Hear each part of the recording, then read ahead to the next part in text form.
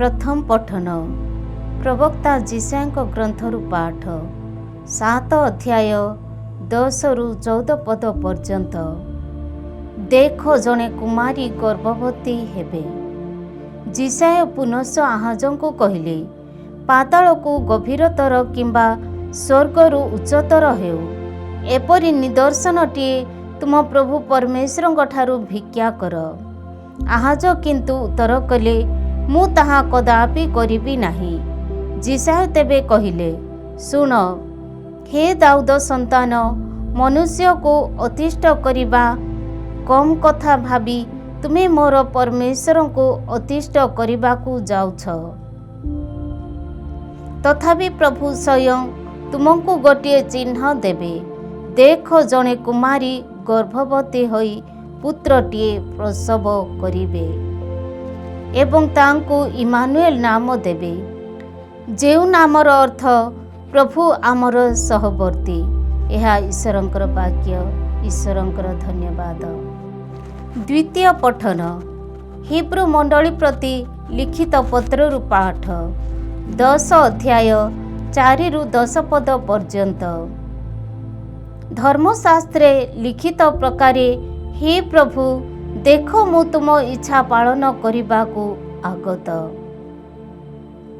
वृषभ ओ छागर रक्त कदाच मनुष्यर पाप हरण करि पारिबो नाही। सुतरां ख्रीष्ट एही जगत को आगमन करी कहिथिले, बलि बा नैवेद्य तुमे चाह नाही, किंतु मो सकाशे तुमे प्रस्तुत करिछ एक शरीर।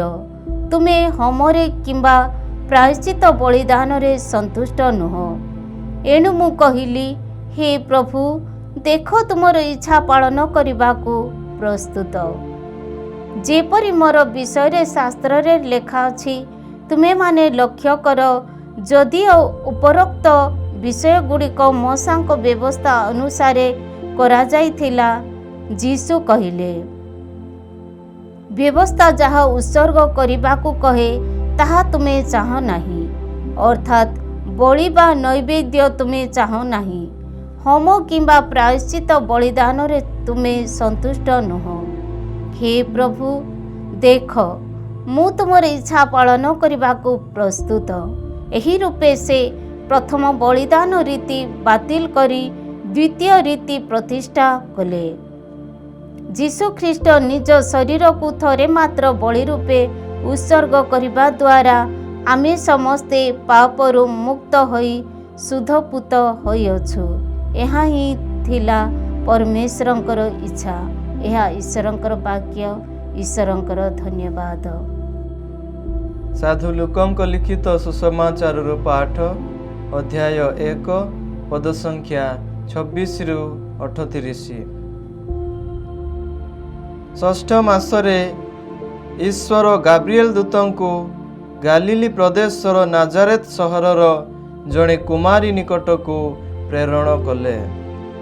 एही कुमारी दाविदंक वंशज जोसेफंक सह बागदत्ता होइथिले एवं ताहार नाम थिला मारिया।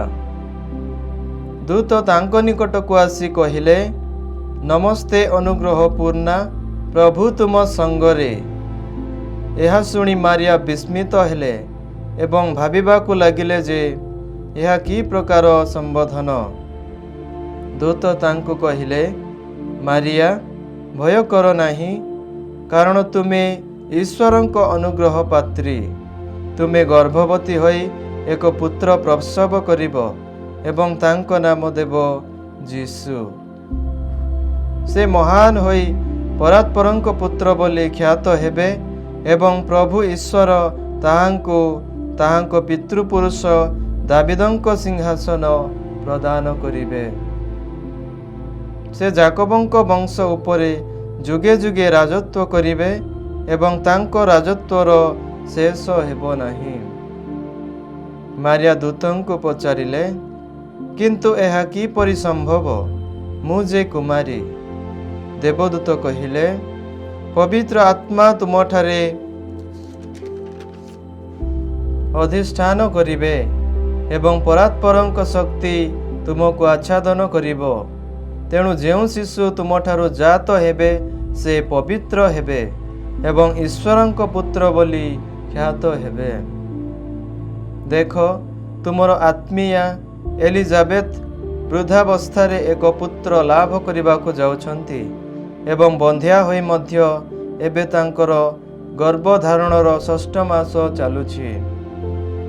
ଏଣୁ ଈଶ୍ୱରଙ୍କ ପକ୍ଷେ ଅସାଧ୍ୟ ବୋଲି କିଛି ନାହିଁ। ମାରିଆ କହିଲେ, ଦେଖନ୍ତୁ, ମୁଁ ପ୍ରଭୁଙ୍କର ଦାସୀ, ତୁମ ବାକ୍ୟ ଅନୁସାରେ ମୋ ପ୍ରତି ଘଟୁ। ଏହାପରେ ଦୂତ ତାଙ୍କଠାରୁ ପ୍ରସ୍ଥାନ କଲେ। ପ୍ରଭୁଙ୍କର ପୁଣ୍ୟ ସୁସମାଚାର। हे प्रभु यीशु ख्रीष्ट, तुम्हारा प्रशंसा।